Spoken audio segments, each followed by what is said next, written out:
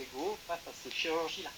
Il y a des gens qui vont adorer l'anneau gastrique et d'autres qui ne vont pas le supporter. Et il y a des gens qui vont faire plus de dumping syndrome que d'autres avec le bypass gastrique. D'abord, ce qu'on ne sait pas, c'est que le bypass gastrique, quand ça ne passe pas bien, ben on peut toujours le démonter et en faire une sleeve gastrectomie. Enfin, en faire une anatomie normale, si on veut. On a gardé l'estomac. Il existe, est-ce qu'on remonte là? On l'a gardé, l'estomac qui est là. Moi j'ai fait ça il y a 2 mois. J'ai un monsieur qui avait une pathologie un peu particulière, il avait une rotation incomplète, carrément malrotation de l'intestin à la naissance, qui ne posait jamais aucun problème. Et le chirurgien qui l'a opéré, il a fait un bypass, mais ses repères anatomiques étaient tout modifiés, il ne s'en est pas spécialement rendu compte, clac, et en fait il a attaché l'estomac à la fin de l'intestin. Donc il s'est retrouvé avec un intestin qui faisait moins d'1 mètre. Donc il a retrouvé en dénutrition, donc il a essayé de corriger le tir, il a remesuré, machin, il y est retourné. Et le patient est venu me voir parce qu'il avait une éventration. Et il était sous nutrition parentérale depuis 2 ans. Et en fait, je lui ai dit, mais personne ne vous a proposé de refaire le circuit normal, et en fait, ça se fait. Ça se fait. Donc, il y a des solutions, effectivement, mais ça reste de toute façon la technique. C'est juste de la technique. Effectivement, c'est pas le plus difficile en prise en charge bariatrique, chirurgicale des patients. Il y a toujours la technique qui pourra rattraper le petit défaut, le ci, le ça. Il y a des patients qui ne peuvent pas. La majorité des patients tolèrent toutes les chirurgies. Et le bypass, les gens apprennent. D'ailleurs, il faut voir que les patients, ils ont un goût qui change énormément. Énormément. Donc ils mangent plus qu'ils mangeaient avant. Les bonbons, ça les dégoûte. La viande rouge, ça les dégoûte. Ils vont plus vers les boissons sucrées. Donc après, il y en a effectivement, ça reste un problème pour eux. On peut leur dire. Très peu. Très peu. Mais est-ce que vous savez combien de grêle il reste derrière? Personne ne le mesure. Ça peut être 3 mètres, ça peut être 1,50 m, ça peut être 7 mètres. 7 mètres, ça devient beaucoup, hein, mais le syndrome de l'intestin court, il peut aller à partir de 1 mètre, 1,20 m, mais c'est très rare d'avoir un syndrome de l'intestin court en dessous de 2,50 m, 3 mètres. Donc en fait, l'intestin, il va s'adapter. Il va s'adapter, et donc c'est un peu de malabsorption, mais c'est de la malabsorption transitoire.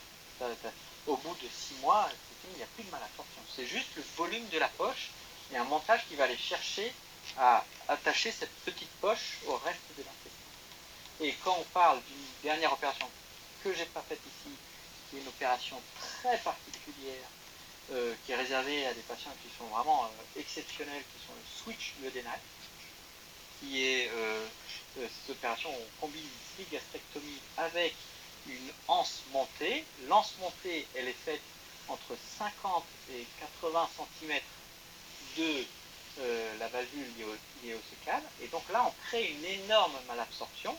On crée en fait un syndrome de l'intestin court, voilà, qui n'est pas le fait du bypass gastrique. Mais techniquement, on peut tout faire. Hein. Là, on a une patiente qui malheureusement a développé un cancer sur ORL, en fait. Elle a un bypass, et la question se pose de comment la suralimenter alors qu'elle vient d'avoir un bypass. Et c'est pas possible puisqu'elle a un bypass, donc on va pas pouvoir la booster alors qu'elle va avoir la radiothérapie et autres. Et bien, les radiologues nous ont mis une gastrostomie sur l'estomac ici. Et on est allé la chercher, tout comme on fait parfois des gastrostomies chirurgicales pour pouvoir mettre le fibroscope pour pouvoir aller rechercher la papille qui permet de faire un cathétérisme des voies biliaires. Donc techniquement, on peut faire des tas de trucs super sympathiques. Et l'essentiel, c'est que le patient, on arrive à le guider vers un confort qui lui permette de vivre des années et des années et des années avec une chirurgie. Mais une fois que l'opération est faite, quelque part, le travail du chirurgien, il s'arrête là, hein, il s'arrête là. Et derrière, ça va être un effort incroyable de toute l'équipe, notamment la psychologue, la diététicienne, et de temps en temps le chirurgien, pour dire ouais, moi je suis là, tout va bien, vous faites bien votre job, quoi, mais en fait, pratiquement le chirurgien n'a plus rien à faire. Lui, il est juste là pour pouvoir donner le petit coup de pouce. Ça, c'est hyper important. La chirurgie ne fait pas tout. Donc les patients, après ça, ils quittent là où ils se sont fait opérer avec des protocoles de réalimentation, effectivement. Et là, ils commencent à découvrir la réalité de ce que c'est. Voilà. Et c'est là, en fait, que plus vous les avez préparés à l'avance, mieux ça se passe.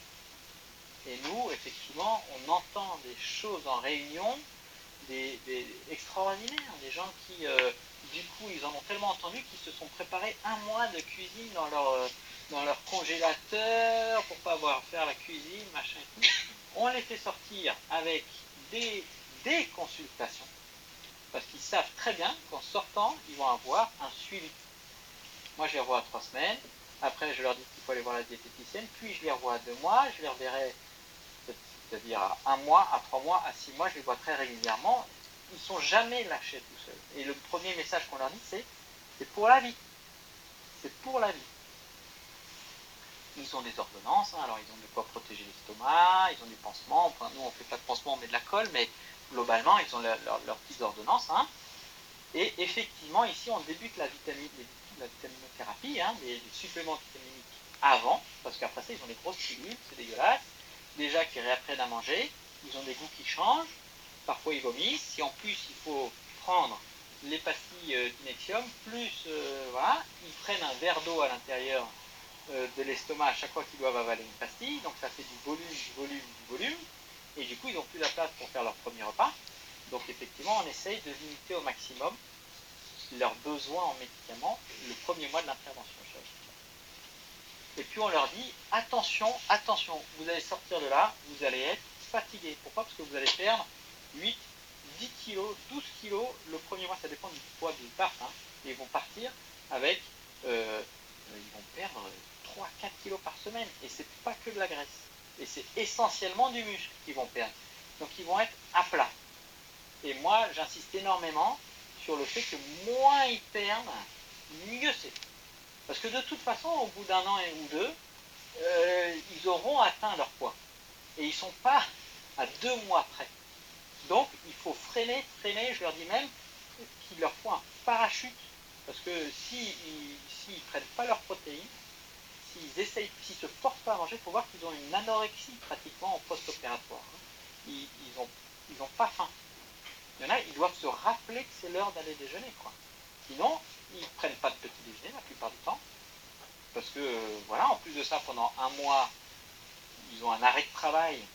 Donc, ils sont chez eux, ils se réveillent un peu à n'importe quelle heure. Il faut mettre le réveil. Il faut mettre le réveil pour pouvoir aller prendre le premier repas. Parce qu'ils ne pourront pas les rattraper. Parce que si vous n'avez rien mangé de la journée, parce que vous avez travaillé, consulté, opéré, l'urgence, le machin, vous rentrez chez vous, vous voulez vous faire un plat énorme, vous pouvez, et vous ingérez vos 1200 kilocalories en un seul repas, et puis vous allez vous coucher, super. Eux, ils ne pourront jamais ça.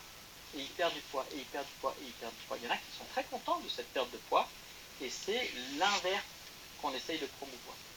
Le retour à domicile, ça s'anticipe, et j'ai des enfants en bas âge, et qui va les amener à l'école?